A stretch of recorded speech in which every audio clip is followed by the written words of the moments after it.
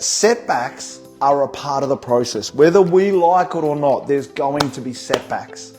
And when it comes to fitness, when it comes to health, one of the biggest setbacks you can do, when you're coming back and you're trying to get fit, one of the biggest setbacks is injury, right? Injury. Why? Because it impacts your ability to train, right? So, especially like me, I think I'm 45 now, so there's a really fine line between, a good volume of training that helps you improve and progress and you're seeing forward movement and overtraining, and your body's starting to play up and things starting to break, because as long as you can keep training, you can keep improving. The moment you can't train, you lose progress, right? You lose momentum. So for me, the number one thing when you have a setback is mental game. It's all mental game, guys. Right? So the first thing is, what am I going to do about this? That's the first question. What am I going to do about this? So for me, having had injuries before when I played footy and whatnot, first thing you do is you ice it. Now, look, this is I can't walk, oh my gosh, something's thing. No, it's just a bit tight and it's a bit playing up. And if I'm honest, it started to get a bit tight yesterday and then it's gotten a bit worse today. So the first thing you have to do, mental game, questions you want to ask yourself. So the mental check, first thing is, what am I going to do about this? So on the way home, I went straight to a petrol station and grabbed a bag of ice. Got home, iced my leg, and then wrapped it with Glad wrap and elevated it. So rice, rest, ice, incline or elevate, whatever it is, right? But then I'm like, right, what have I done before? Oh, I've got a guy, he does massages and he does, what do they call it? The stuff where they do with the needles.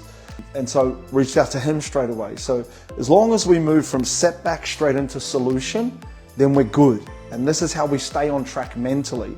Because the opposite version of that is you go from, instead of being solution oriented and what am I going to do about this, you move into, oh my gosh, and you start panicking. I've worked so hard, what's going to happen? I'm going to lose all my progress.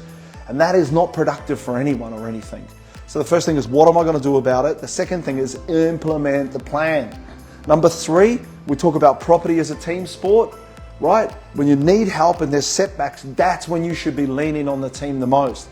Guys, I've had this setback, how can you help me? So with this one, straight away, team, who can I reach out to? Who can I get the help from? Where do I need to make adjustments? Then the third one is, how do I keep training? And I think that's really important, guys. So when you're in Teach Me About Property, you're getting your setbacks, you're trying to get to the top of the mountain and you have, you've had heaps of progress and then doing setbacks, right? The question is, what can I keep doing? Right, you might have lost overtime, so your income's gone down. So you can't do what you used to do, but what can you do now? So for me, straight away, I'm like, well, I definitely want to train tomorrow, and how can I keep training? How can I keep my forward progress? Great. Well, tomorrow I'll just make sure that I'm doing all upper body, right? All upper body. And so it's the same. If you have a setback financially, if you have a setback where there's a speed bump in the road, right?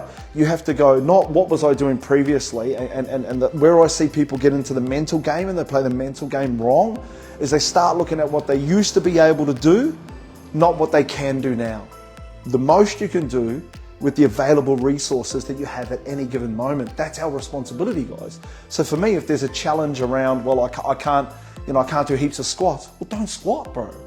So for you guys, if you have a setback around your finances, what can you do to keep forward momentum? And what you've got to focus on is you focus on appreciating that those little steps still count. They may not be as big and as amazing as what you've done previously, but all forward momentum counts, right?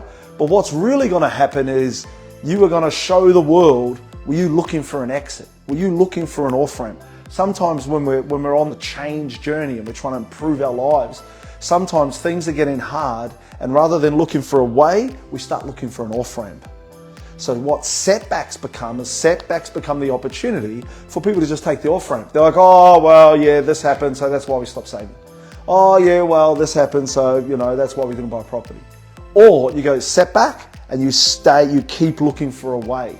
So setbacks are a wonderful opportunity for us to realize, are we focused on the outcome?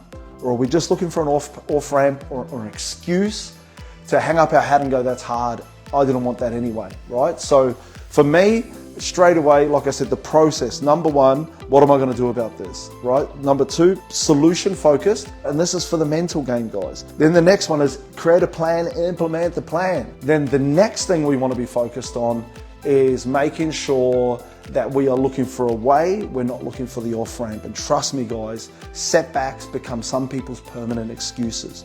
Don't let that be you. Much love, whānau. Peace out. Peace.